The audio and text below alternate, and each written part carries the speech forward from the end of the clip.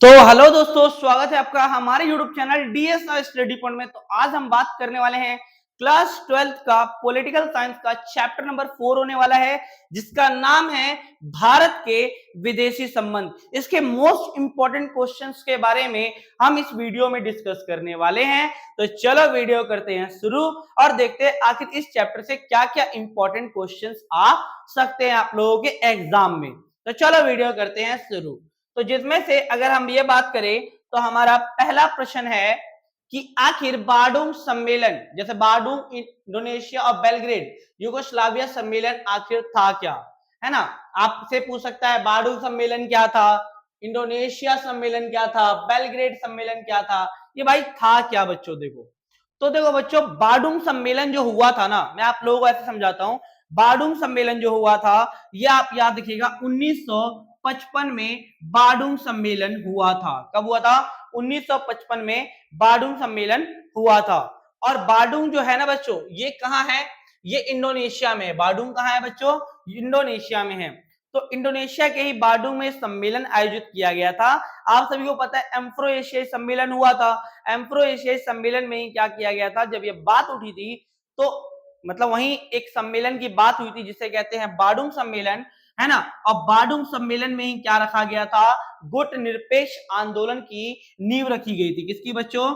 गुट, जो आपका निरपेक्ष आंदोलन, ठीक है। तो गुट निरपेक्ष आंदोलन की क्या रखी गई थी? नींव रखी गई थी। कहां बच्चों? मतलब बार्डुम सम्मेलन में। कहां बच्चों? बार्डुम सम्मेलन में गुट निरपेक्ष आंदोलन की नींव रखी गई थी, वहीं इसकी बात उठी थी, ठीक है। और देखो आपको दिख रखा होगा, शीत युद्ध के दौरान भारत स्वतंत्र हुआ था। इसी दौरान एशिया और अफ्रीका और दक्षिणी अमेरिका के अनेक स्वतंत्र देश हुए थे। इनमें से कुछ देशों ने गुटों से दूर रहकर, यानी अमेरिका और सोवियत जो गुट थे, इनसे दूर रहने का कोशिश किया और निर्णय लिया 1955 में एम्फ्रो एशियाई एकता का एक सम्मेलन बार्डुम इंडोनेशिया में स्थापित मतलब किया गया था। और यहीं पर गुट निरपेक्ष आंदोलन की क्या रखी गई थी? नींव रखी गई थी, है ना। और जब यहाँ नींव रख गई थी तो ये 3 देश उस समय शामिल थे। इन 3 देशों ने क्या किया था उस समय? बात कही थी कि हाँ भाई, हम एक ऐसा संगठन बनाएंगे जिसमें हम दोनों महाशक्तियों से क्या रखेंगे? समान दूरी रखेंगे। हम उन दोनों महाशक्तियों से थोड़ा दूर रहेंगे। इस बात पर सहमति उस समय बनी थी। तो उस समय ये 3 जगह, जैसे कि जवाहरलाल नेहरू, भारत के जवाहरलाल नेहरू, दूसरा गमाल अब्दुल नासिर, है ना, मिस्र के जो थे, और मार्शल जोसेफ ब्रास टीटो जो युगोस्लाविया के थे, ये 3 नेता उस बार्डुम सम्मेलन में शामिल हुए थे, जहां नींव रखी गई थी गुट निरपेक्ष आंदोलन की। गुट निरपेक्ष का मतलब क्या होता है? दोनों गुटों से समान दूरी बनाए रखना और अपने स्वतंत्र विदेश नीति का अनुसरण करना ही क्या कहलाता है? गुट निरपेक्ष आंदोलन कहलाता है। इसे नेम के नाम से भी जाना जाता है। नेम के नाम से भी क्या किया जाता है? जाना जाता है। नॉन अलाइनमेंट मूवमेंट भी इसे कहा जाता है। अब इसमें हुआ क्या कि ये तो हो गया। अब इसके बाद जब नींव रखने के बाद क्या हुआ? 1961 में युगोस्लाविया के बेलग्रेड में, कहा बच्चों? युगोस्लाविया के बेलग्रेड में क्या हुआ था? गुट निरपेक्ष आंदोलन का पहला सम्मेलन हुआ था। कितना हुआ था? पहला सम्मेलन हुआ था। और इसमें 120 देश इसमें शामिल हुए थे। कितने देश शामिल हुए थे बच्चों गुट निरपेक्ष आंदोलन में? 120 देश। आप सोच सकते हो सबसे बड़ा संगठन है, 120 देश इसके अंदर शामिल हैं। आरंभ में केवल 5 ही देश शामिल थे, जैसे कि भारत के जवाहरलाल नेहरू, है ना, मिस्र के गमाल अब्दुल नासिर, और क्या नाम है, जैसे युगोस्लाविया के मार्शल जोसेफ ब्रास टीटो, वामे एनक्रुमा जो घाना के थे, और सुकर्णो जो इंडोनेशिया के थे। ठीक है, चलो हम आगे बात करते हैं। नेक्स्ट है बच्चों, भारत पाकिस्तान के संबंधों की व्याख्या कीजिए। देखो बच्चों, अगर हम भारत और पाकिस्तान के संबंधों की व्याख्या करें तो हम व्याख्या नहीं कर सकते। इस प्रकार के हमारे क्या है, इनसे सम्मेलन है, लेकिन फिर भी हमें बता मतलब संबंध हमें बताने पड़ेंगे। देखो बच्चों, अगर मैं आप लोगों को पहले एक चीज बता दूं आप लोगों को कि चलो इसमें तो जगह ही नहीं है, चलो इसी में बता देता हूं। जैसे अगर बात की जाए, हमारे भारत और पाकिस्तान के बीच लगभग 4 युद्ध हो चुके हैं। पहला युद्ध कब हुआ था अगर देखा जाए तो पहला युद्ध लड़ा गया था 1947 से 1948 के बीच। जो दूसरा युद्ध था ये जम्मू कश्मीर को लेकर था। फिर उसके बाद लड़ा गया था बच्चों 1965 का युद्ध, ये भी जम्मू कश्मीर को लेकर था। फिर उसके बाद लड़ा गया 1971 का युद्ध जो जब बांग्लादेश को लेकर था। और फिर 1900 लड़ा गया 99 में कौन सा युद्ध, कारगिल युद्ध। तो इस प्रकार से 4 युद्ध हो चुके हैं किसके बच्चों, भारत और पाकिस्तान के बीच। किसके, भारत और पाकिस्तान के बीच। देखो बच्चों, जैसे कि 1948 में कबीलाई के शेष में पाकिस्तान ने कश्मीर की पर हमला कर दिया था। मतलब कहने का मतलब क्या है, 1900 जब भारत आजाद हुआ, आजादी के बाद क्या हुआ, 1948 में पाकिस्तान ने कबीलाई लोगों का क्या कर दिया, जम्मू कश्मीर में आक्रमण करा दिया। और आक्रमण कराने के पश्चात उसने जम्मू कश्मीर के आधे भाग पर कब्जा कर लिया और इसी भाग को कहा जाता है पीओके, पाक ऑक्यूपाइड कश्मीर, यानी पाक अधिकृत कश्मीर। तो पहला मुद्दा ये है हमारा। दूसरा क्या है, सर्करिक रेखा को लेकर भारत और पाकिस्तान के बीच हमेशा विवाद रहता है, सियाचिन ग्लेशियर को लेकर, ठीक है ना। मतलब सर्करिक, पता है सर्करिक गुजरात में एक जगह है सर्करिक, यहाँ रिसोर्सेज बहुत ज्यादा है, संसाधन बहुत ज्यादा है। तो पाकिस्तान कहता है ये मेरा क्षेत्र है, भारत कहता है ये मेरा क्षेत्र है, इसको लेकर विवाद रहता है। दूसरा, सियाचिन ग्लेशियर को लेकर भी दोनों देशों के बीच विवाद रहता है। सीमा पार आतंकवाद, ये कहना है कि पाकिस्तान क्या करता है, हमेशा सभी को पता आतंकवाद को बढ़ावा देता है, तो ये चीजें भी हैं। और कश्मीर दोनों के मध्य विवाद का एक मुख्य कारण बना हुआ है। इसके साथ साथ 1960 में क्या हुआ था कि सिंधु नदी का जल बंटवारे को लेकर भी क्या हुआ था, विवाद हुआ था। किसको, सिंधु नदी जल बंटवारे को लेकर भारत और पाकिस्तान के बीच विवाद हुआ था, जिसके कारण 1960 में क्या हुआ था, विश्व बैंक और अंतरराष्ट्रीय मुद्रा कोष के द्वारा मध्यस्थता करके क्या किया गया था, सिंधु नदी जल विवाद को सुलझाया गया था, है ना। और इसके साथ साथ इस पर नेहरू और जो आयूब खान ने हस्ताक्षर किए थे, ठीक है ना बच्चों। इसके बाद 1965 में अप्रैल में पाकिस्तान ने क्या किया, गुजरात के कच्छ के रण में क्या कर दिया था बच्चों, हमला कर दिया था। और जम्मू कश्मीर में उसने अगस्त सितंबर के महीने में बड़े पैमाने पर क्या कर दिया था, हमला कर दिया था। उस समय प्रधानमंत्री जो थे लाल बहादुर शास्त्री ने ही ये नारा दिया था, जय जवान जय किसान का नारा दिया था, है ना। और इस समय भारत में अकाल की स्थिति भी थी और दोनों देशों के सेनाओं के बीच लड़ाई हुई और भारत इस युद्ध में क्या हुआ था, जीत गया था। 1965 के युद्ध में क्या हुआ था, भारत जीत गया था और पाकिस्तान बुरी तरीके से क्या हो गया था, हार गया था। फिर क्या हुआ, संयुक्त राष्ट्र संघ के हस्तक्षेप से लड़ाई का अंत हुआ और भारतीय प्रधानमंत्री लाल बहादुर शास्त्री और आयूब खान के बीच 1966 में एक समझौता किया गया जिसे कहते हैं ताशकंद समझौता। ताशकंद समझौता कब हुआ था बच्चों, 1 जनवरी 1966 में हुआ था। और उसी समय क्या हुआ था, लाल बहादुर शास्त्री की उज्बेकिस्तान की राजधानी ताशकंद में लाल बहादुर शास्त्री की क्या हुई थी, मृत्यु हुई थी। आपसे पेपर ऐसा क्वेश्चन पूछ सकता है, वह कौन से प्रधानमंत्री थे जिनकी मृत्यु विदेश में हुई थी, तो लाल बहादुर शास्त्री की मृत्यु हुई थी, है ना। कहा जाता है कुछ लोगों का कि जहर देकर इनको मार दिया गया था, कुछ लोगों का ये मानना है। तो ये है भारत के पाकिस्तान के बीच संबंध, वो भी सारे नकारात्मक ही हैं। चलो नेक्स्ट बात करते हैं, बांग्लादेश युद्ध की व्याख्या कीजिए। अब बांग्लादेश युद्ध की व्याख्या अगर मैं आप लोगों को बताऊं कि देखो क्या हुआ था, आप देखना बच्चों। तो पाकिस्तान द्वारा पूर्वी पाकिस्तान के दमन का विरोध में जनता विद्रोह कर बैठी और 1971 में शेख मुजीबुर को गिरफ्तार कर लिया गया था।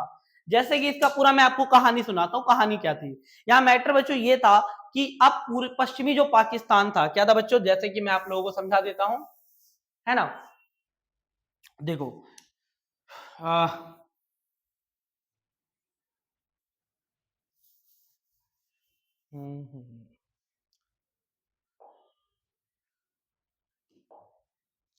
देखो अब इसमें हुआ क्या था बच्चों, इसमें हुआ क्या कि देखना अभी,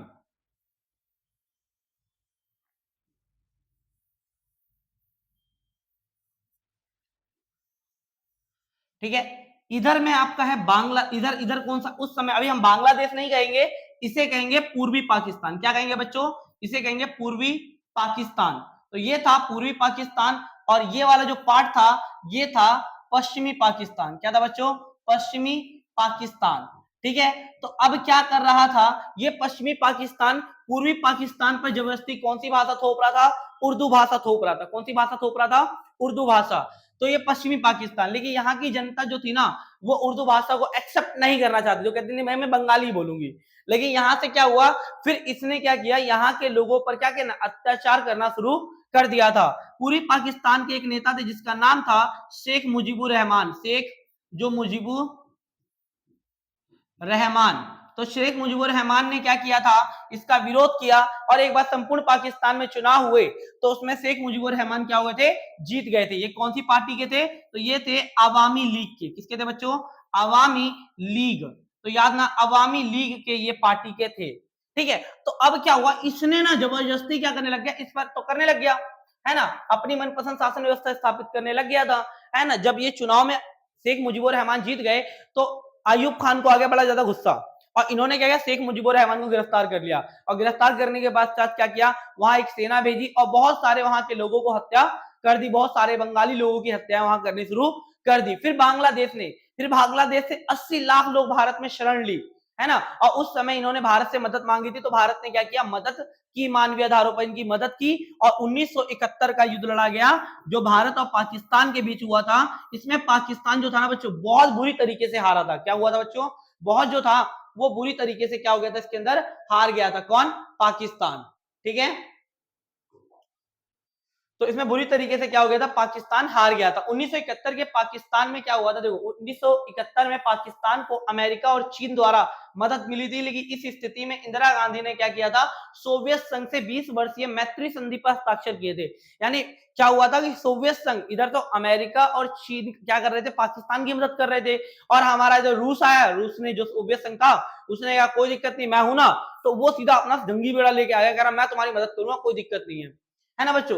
तो 1971 के दिसंबर में भारत और पाकिस्तान के बीच एक पूर्ण व्यापी युद्ध हुआ, और पाकिस्तान के लड़ाकू विमानों ने क्या किया, पंजाब और राजस्थान पर हमला किया, जबकि उसकी सेना जम्मू कश्मीर में अपना मोर्चा खोल चुकी थी। भारत ने वायुसेना, नौसेना और थल सेना के बूते क्या किया था, पश्चिमी और पूर्वी मोर्चे से कार्यवाही की, और 10 दिनों के अंदर भारतीय सेनाओं ने ढाका के तीनों तरफ से क्या कर लिया था, घेर लिया था, है ना। और सैनिकों के साथ पाकिस्तान यानी 90,000 बच्चों, कितना, 90,000 सैनिकों के साथ, पाकिस्तान के 90,000 सैनिकों के साथ, या पाकिस्तान के 90,000 सैनिकों ने भारत के सामने आत्मसमर्पण किया था। कब, कौन से युद्ध में, 1971 के युद्ध में। ये विश्व का सबसे बड़ा आत्मसमर्पण था। सोचो, किसी देश की 90,000 सैनिकों ने भारत के सामने घुटने टेक दिए थे, भाई हम तो ना जीत पाएंगे, मत जीतो भाई, है ना। और जुलाई 1972 में इंदिरा गांधी और जुल्फिकार अली भुट्टो के बीच क्या हुआ था, जब ये युद्ध हो गया, युद्ध में क्या हुआ, भारत जीत गया, और जीतने के साथ ही क्या हुआ, बांग्लादेश का निर्माण हुआ। और फिर क्या हुआ, हमारे भारत की यही तो आदत है, लड़ाई पहले मारेंगे उसके बाद समझौता करने जाएंगे। तो 1972 में क्या हुआ, सिमला समझौता हुआ, इंदिरा गांधी और जुल्फिकार अली भुट्टो के बीच समझौता हुआ था। तो ये चीजें थी। चलो ठीक है, आगे बात करते हैं। नेक्स्ट बात करते हैं कारगिल युद्ध। कारगिल युद्ध कब हुआ था बच्चों, 1999 में। कौन सा युद्ध हुआ था, कारगिल युद्ध हुआ था। कौन सा युद्ध हुआ था, कारगिल युद्ध हुआ था, है ना बच्चों। तो अब इसमें क्या हुआ था, देखो अगर हम ये बात करें ना, देखो बच्चों कि 1999 में भारत और पाकिस्तान के संबंध सुधारने की पहल करते हुए दिल्ली और लाहौर से क्या शुरू की गई थी, एक बस सेवा शुरू की गई थी। क्या की गई थी, बस सेवा शुरू की गई थी, जहां से पाकिस्तान के लोग भारत आ सकते, भारत के लोग पाकिस्तान जा सकते थे, है ना। तो परंतु पाकिस्तान ने क्या किया, भारत के खिलाफ कारगिल युद्ध छेड़ दिया। कारगिल युद्ध में क्या हुआ, अपने मुजाहिदीन, कुछ लोग ऐसे जो होते हैं जो अपने वो क्या बताते थे, मुजाहिदीन बताते थे। क्या बताते थे बच्चों, मुजाहिदीन बताते थे। ऐसे लोगों ने क्या किया, सामरिक महत्व के कई इलाकों, जैसे कि हमारा द्रास हो गया, जो सैनिक ठिकाना था हमारा, द्रास हो गया, मास्को हो गया, बतालिक हो गया, इन सभी जगहों पर क्या कर दिया था बच्चों, कब्जा कर लिया था। लेकिन हमारी भारतीय सेनाओं ने बहादुरी से क्या किया था, इन इलाकों से इन्हें मुजाहिदीनों को खत्म करेगा, निकल लो पहले फुर्सत में, है ना बच्चों। और पाकिस्तान के पाकिस्तान के प्रधानमंत्री नवाज शरीफ की भारत यात्रा तथा भारतीय प्रधानमंत्री श्री नरेंद्र मोदी की पाकिस्तान की यात्रा दोनों देशों के बीच संबंधों को सुधारने के लिए की गई थी। लेकिन पाकिस्तान की ओर से ऐसी सीज फायर का उल्लंघन किया गया और आतंकी घुसपैठ की गई थी, और कार्यवाही ने दोनों देशों के संबंधों को कटुता पैदा कर दी थी। अभी हुआ तो था 2019 में हुआ था, जब इन्होंने वो किया था 14 फरवरी को इन्होंने किया था ना, कि कई प्रकार हमारे पूरे जो आर्मी वाले थे जा रहे थे, तो जो बम से विस्फोट के उनको मार दिया था। फिर भारत ने सर्जिकल स्ट्राइक किया था, है ना बच्चों। तो आप लोगों को बस कारगिल युद्ध के बारे में इतना बताना है। कारगिल युद्ध में आपको बताना है कि कुछ ऐसे लोग थे जो अपने आप को मुजाहिदीन बताते थे, उन्होंने क्या किया था, भारतीय सैनिक ठिकानों जैसे कि द्रास, बतालिक और आपका मास्को, इस पर आक्रमण करके इस पर कब्जा कर लिया था। फिर भारतीय सेनाओं ने क्या किया था, युद्ध लड़ा और इन सबको खदेड़ दिया था। तो ये था कारगिल युद्ध। क्या था बच्चों, कारगिल युद्ध। चलो नेक्स्ट क्वेश्चन की बात करते हैं। नेक्स्ट क्वेश्चन बात करते हैं, भारत की परमाणु नीति के कार्यक्रम बताइए। देखो बच्चों, भारत की परमाणु नीति के जो कार्यक्रम है इसकी जो शुरुआत 1940 में होमी जहांगीर बाबा के नेतृत्व में की गई थी। किसके नेतृत्व में की गई थी? होमी जहांगीर बाबा। और 1924 में राजस्थान के पोखरण में क्या किया था, मतलब जैसे ये गलत है, सॉरी बच्चों, यानी 1974 में भारत ने, मई 1974 में राजस्थान के पोखरण में भारत ने पहला परमाणु परीक्षण किया था, लेकिन यह परीक्षण क्या रहा था, भारत का असफल रहा था। उसके बाद भारत ने दोबारा मई 1998 में राजस्थान के पोखरण में ही भारत ने दूसरा परमाणु परीक्षण किया, है ना, और ये दूसरा परमाणु परीक्षण भारत का क्या रहा था, सफल रहा था। बच्चों अगर मैं बात करूं ना, अगर अटल बिहारी वाजपेयी नहीं होते तो शायद आज भारत परमाणु संपन्न कभी नहीं बन पाता, क्योंकि अटल बिहारी वाजपेयी एक ऐसे लीडर प्रधानमंत्री थे जिन्होंने भारतीय सेनाओं को, ये भारतीय वैज्ञानिकों को ये कहा था कि मैं सब चीज देख लूंगा, तो बस मुझे परमाणु हथियार बना के दो। इस तरीके के थे हमारे अटल बिहारी वाजपेयी। आज अटल बिहारी वाजपेयी की वजह से ही भारत एक परमाणु संपन्न देश है। तो और भारतीय वैज्ञानिक तो है ही, क्योंकि लीडर किसने बनाया, लाल बहादुर शास्त्री, सॉरी मतलब अटल बिहारी वाजपेयी ने, है ना। तो उस समय क्या हुआ था, हमारे भारत ने देखो राजस्थान के पोखरण में 1998 में क्या किया था, परमाणु परीक्षण किया था। और इसी समय क्या हुआ था, 1998 में ही पाकिस्तान ने भी किया था। कहां किया था? चंगाई की पहाड़ियों में परमाणु परीक्षण किया था। दूसरा परमाणु परीक्षण किया, जिसमें से क्या हुआ, 5 परमाणु परीक्षण करके खुद को भारत ने क्या किया, परमाणु संपन्न देश क्या किया था, घोषित किया था। भारत ने हमेशा से एनपीटी, सीटीबीटी जैसे नीतियों का विरोध करते हैं, क्योंकि भारत का मानना है कि ये अन्यायपूर्ण है। सीटीबीटी और एनटीपीटी, मतलब उस समय भारत पर यह लगा दिया गया था, यार ये कहा दिया गया था, मतलब भारत के परमाणु परीक्षण को रोकने के लिए संयुक्त राष्ट्र संघ ने और अलग अलग देशों ने कहा कि भैया आप जल, स्थल, वायु तीनों में सेना परीक्षण नहीं कर सकते, आप विदेशों से वैज्ञानिकों का सहायता नहीं ले सकते, आप यूरेनियम नहीं खरीद सकते, इस तरीके की विभिन्न प्रकार की संधियां लगा दी थी। लेकिन भारत ने कहा मैं तो बना के दिखाऊंगा, और किसी में दम है तो रोक के दिखा दे। उन्होंने कहा यूरेनियम नहीं चाहिए, हम नहीं लेंगे यूरेनियम, हमारे झारखंड में बतेरा यूरेनियम पड़ा हुआ है, हम ले लेंगे। वैज्ञानिकों का यूज नहीं करेंगे, हमारे भारतीय वैज्ञानिक बहुत ज्यादा कुशल हैं, इस तरीके के थे, है ना। इस तरीके से भारत ने, इन्होंने कहा जल, स्थल, वायु तीनों में परमाणु परीक्षण नहीं, हमने कहा नहीं करेंगे, गड्ढा में कर दिया हमने। भाई यूएनओ कोई बात का उल्लंघन थोड़ा ना किया, है ना। और 1999 में पाकिस्तान ने कारगिल युद्ध को मुफ्त करने के लिए ऑपरेशन विजय चलाया गया था। मतलब हाँ, कारगिल युद्ध के दौरान ही याद ना, ऑपरेशन विजय चलाया गया था, याद ना। रेल बस सुविधा का विस्तार किया गया, ठीक है। तो ये थे भारत की, तो ये तो मैंने आपको बताया भारत के परमाणु कार्यक्रम। अब भारत की परमाणु नीति क्या है बच्चों? पहला, भारत अपने परमाणु कार्यक्रमों का प्रयोग शांतिपूर्ण कार्यों के लिए करेगा। शांतिपूर्ण कार्यों के लिए ही भारत परमाणु परीक्षण मतलब किया है ना। क्योंकि देखो भारत परमाणु परीक्षण कभी भी नहीं करता, लेकिन हमारे आसपास में धीरे धीरे देख रहा था, भारत के जो आस पड़ोस के जो देश हैं वो धीरे धीरे परमाणु संपन्न होते जा रहे हैं, तो इसीलिए भारत ने क्या किया था, परमाणु परीक्षण किया था, है ना। पहला। दूसरा देखो, भारत पहले कभी भी परमाणु परीक्षण, मतलब भारत पहले कभी युद्ध हुआ किसी देश के साथ तो भारत कभी भी पहले परमाणु बम का यूज तो बिल्कुल नहीं करेगा। दूसरा, भारत ऐसे देश पर परमाणु हथियार का यूज नहीं करेगा जिसपे पहले खुद ही क्या हो, परमाणु हथियार ना हो, है ना। ऐसे देश पे कभी परमाणु बम नहीं गिराएगा भारत, ठीक है। और आंतरिक अंतरराष्ट्रीय परमाणु से संबंधित की गई जैसे संधियां एनपीटी, सीटीबीटी, एलटीबीटी का भारत हमेशा से क्या करता है, विरोध करता हुआ आ रहा है। तो ये थी भारत की परमाणु नीति के कार्यक्रम और नीति। चलो ठीक है, आगे बढ़ते हैं। भारत परमाणु नीति के कार्यक्रम को स्पष्ट कीजिए, तो मैंने बता दिया आप लोगों को। चलो आगे बढ़ते हैं। हाँ, भारत चीन संबंध बताए, किसके बताए बच्चों? भारत और चीन के क्या बताने हमने इसके अंदर, संबंध बताने। तो आप सभी को पता है भारत और चीन के संबंध जो है ना, वो अच्छे भी हैं और क्या है बच्चों, बुरे भी हैं।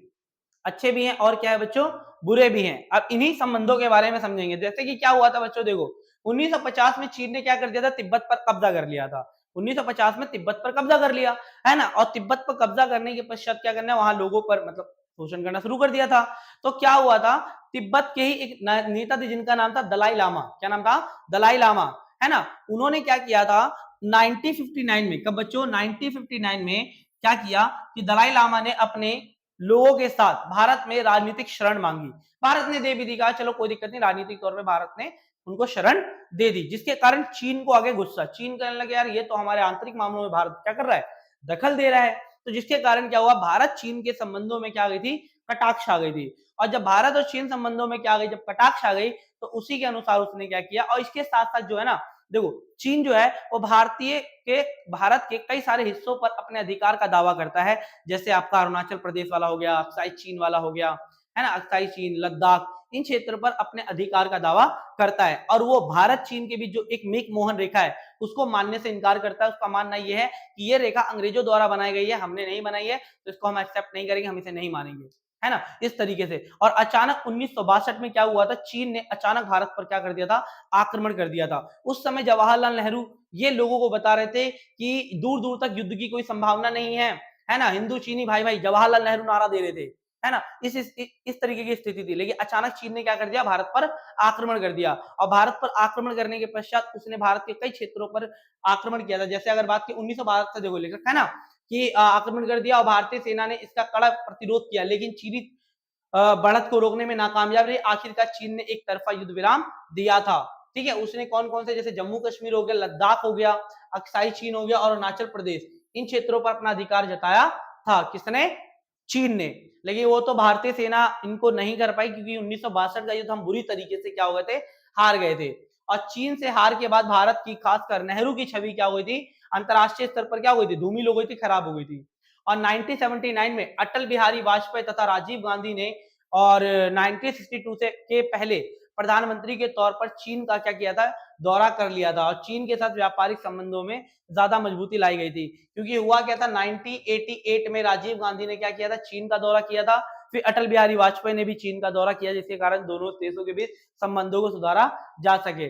2003 में अटल बिहारी वाजपेयी प्रधानमंत्री के तौर पर चीन की यात्रा की थी, जिससे जिससे क्या हुआ था, हमारे दोनों देशों के बीच प्राचीन सिल्क रूट यानी रेशम मार्ग खोलने पर सहमति बनी थी। और 1962 के बंद था।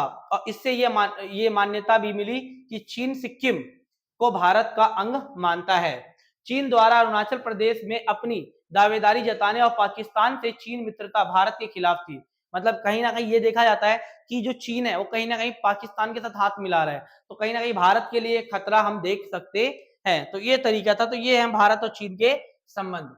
ठीक है, नेक्स्ट बात करते हैं पंचशील समझौता। तो देखो बच्चों, पंचशील समझौता हुआ था ये 29 अप्रैल 1954 में भारत और चीन के साथ क्या हुआ था, समझौता हुआ था, जिसे पंचशील समझौता कहा जाता है। क्या कहा जाता है, पंचशील समझौता कहा जाता है। और पंचशील समझौते की मुख्य बात क्या थी, पहली, एक दूसरे के अंदरूनी मामले में दखल नहीं देंगे। दूसरा, अंतरराष्ट्रीय स्तर पर क्या करेंगे, सहयोग को और बढ़ावा देंगे। तीसरा, क्षेत्रीय अखंडता को क्या दिया जाएगा बच्चों, बढ़ावा दिया जाएगा।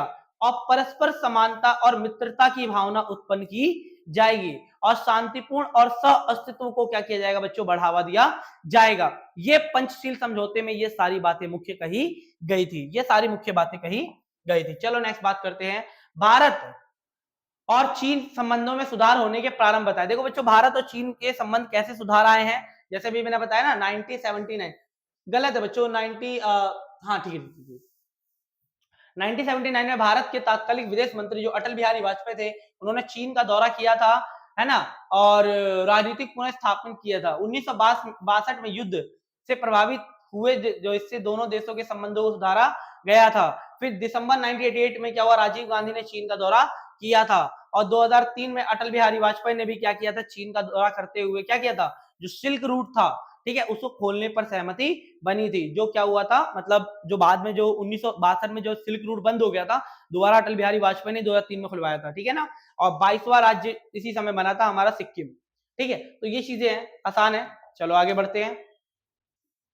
ठीक है, तो बस इतना ही क्वेश्चन थे बच्चों, ये 9 क्वेश्चन है, 9 क्वेश्चन मैंने आप लोगों को बता दिए हैं। इससे बाहर कुछ भी ज्यादा कुछ नहीं आने वाला है ना बच्चों। और बाकी तो एमसीक्यूज में आप लोगों को चीजें मैं कवर कर दूंगा। और आपको कल तक शायद हो सकता है कि कार्टून की वीडियो आप लोगों को अवेलेबल हो जाए। तो जितना हो सके बच्चों इस वीडियो को शेयर करो।